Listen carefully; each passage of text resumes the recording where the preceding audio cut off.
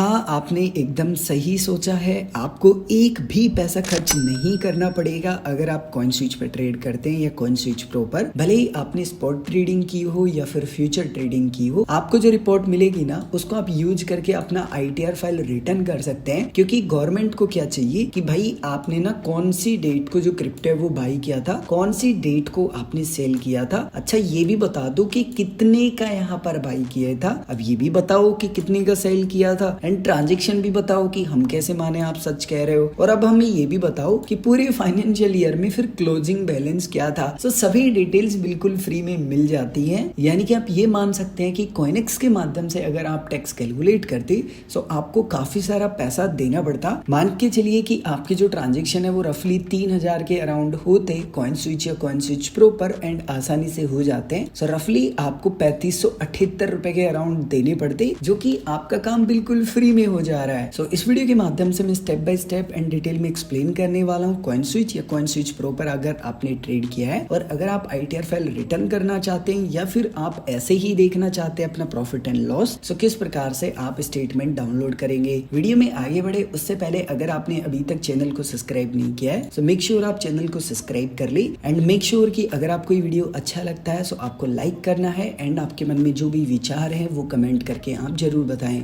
अब समझते हैं स्टेप बाय स्टेप किस प्रकार से आपको फ्री में अपना टैक्स रिपोर्ट यहाँ पर डाउनलोड करना है। सबसे पहला स्टेप है आपको अपने मोबाइल फोन में कॉइन स्विच एक्सचेंज के ऐप को डाउनलोड करना होगा। अगर पहले से है so make sure latest version पे आप अपडेट कर ले। उसके बाद में आप ओपन करेंगे। अगर आपका लॉगिन नहीं है यहाँ पर, आपने फर्स्ट टाइम डाउनलोड किया एप्लीकेशन को, सो जो भी आपका रजिस्टर्ड मोबाइल नंबर है वो डाल के आप लॉगिन करेंगे। जैसे ही आपका लॉगिन हो जाएगा कुछ इस प्रकार का इंटरफेस आपको देखने के लिए मिल जाता है। आपको यहाँ पर ऊपर एक यूजर का लोगो देखने के लिए मिलेगा, इसके ऊपर क्लिक करना है। जैसे आप इसके ऊपर क्लिक करेंगे आपको यहाँ पर बेसिक इन्फॉर्मेशन देखने के लिए मिल जाती है। थोड़ा सा आपको नीचे की तरफ स्क्रॉल करके आना होगा। यहाँ पर आपको एक ऑप्शन मिलेगा रिपोर्ट्स का, जहाँ पर लिखा होगा download your account statement. Just इसके ऊपर क्लिक करना है। जैसे ही आप इसके ऊपर क्लिक करेंगे तो 3 ऑप्शन मिलेंगे, account statement, TDS certificate, tax PNL यानी कि प्रॉफिट एंड लॉस। सो हमें चाहिए यहाँ पर टैक्स PNL क्योंकि हमें ITR फाइल रिटर्न करना है इसीलिए। सो आपको यहाँ पर जो थर्ड ऑप्शन मिलता है इसके ऊपर क्लिक करना होगा। जैसे आप इसके ऊपर क्लिक कर देते हैं आपको यहाँ पर सेलेक्ट करना होगा फाइनेंशियल ईयर की, आप कौन से फाइनेंशियल ईयर का स्टेटमेंट डाउनलोड करना चाहते हैं। मैं इस वीडियो को रिकॉर्ड कर रहा हूँ 26 मई 2025 को, यानी कि मुझे जो स्टेटमेंट चाहिए वो चाहिए मुझे 2024-25 फाइनेंशियल ईयर का। सो यहाँ पर आपको सेलेक्ट फाइनेंशियल ईयर का ऑप्शन मिलता है ना, जिस भी फाइनेंशियल ईयर का आप करना चाहते हैं जस्ट इसके ऊपर क्लिक करके आप सेलेक्ट कर सकते हैं। आप यहाँ पर 3 फाइनेंशियल ईयर का डेटा डाउनलोड कर सकते हैं, जैसे कि 22-23, 23-24, 24-25। 22-23 तक का डेटा क्यों है? क्योंकि आपको पता होना चाहिए कि यहाँ पर टैक्सेशन कब से लागू हुआ था। हमें 22-23 फाइनेंशियल ईयर से ही क्रिप्टो के जो ट्रांजेक्शन थे वो गवर्नमेंट को दर्शाने थे, इसीलिए यहाँ पर ये फैसिलिटी अवेलेबल है। सो फिलहाल मुझे चाहिए 24-25 फाइनेंशियल ईयर का। सो मैंने सेलेक्ट किया, कंफर्म करूंगा। अब एक और खासकर बात का आपको ध्यान रखना है, सेलेक्ट क्वार्टर का आपको ऑप्शन मिलेगा, जस्ट इसके ऊपर क्लिक कीजिए। एक फाइनेंशियल ईयर में 4 क्वार्टर होते हैं, एक क्वार्टर में 3 महीने होते हैं। तो आप जब भी अपना ITR फाइल रिटर्न कर रहे हैं